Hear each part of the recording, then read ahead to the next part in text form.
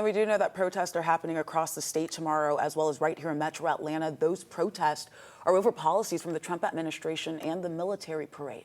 11 Alive's Doug Richards joining us in DeKalb County tonight. So, Doug, what can we expect here?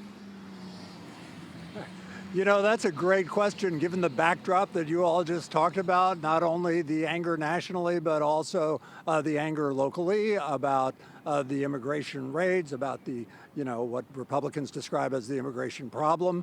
And obviously, there was a protest in Brookhaven just a few days ago, wherein police were called. There were some arrests. There was some damage to 3 police cars. And folks here are hoping that what happens tomorrow will not bear any resemblance whatsoever to that. We spoke earlier today with Atlanta Mayor Andre Dickens, who talked about what may happen Saturday. No King's Day is a real thing, and it's an important thing for us to do, for people's voice to be heard. We understand it in Washington, D.C., that the Trump administration is going to be putting on a parade of military might. It's going to be about Trump's birthday, and it's, at the same time, you have ICE terrorizing people, taking over communities and making people so fearful. And so the community is speaking, and the community is going to speak loudly tomorrow across this country. And the city of Atlanta is just like other cities. We're preparing for it. We want to make sure we have peaceful protests. And the city of Atlanta's big protest will be at Liberty Plaza, which is the public space across from the state capitol. There will be another one at Atlantic Station, but really, there are more than a dozen protests planned from Woodstock in the northwest all the way down to St. Mary's, Georgia in the southeast. Both of them, by the way, in very Republican counties. But most of these protests, but not all, are taking place in Democratic strongholds, which are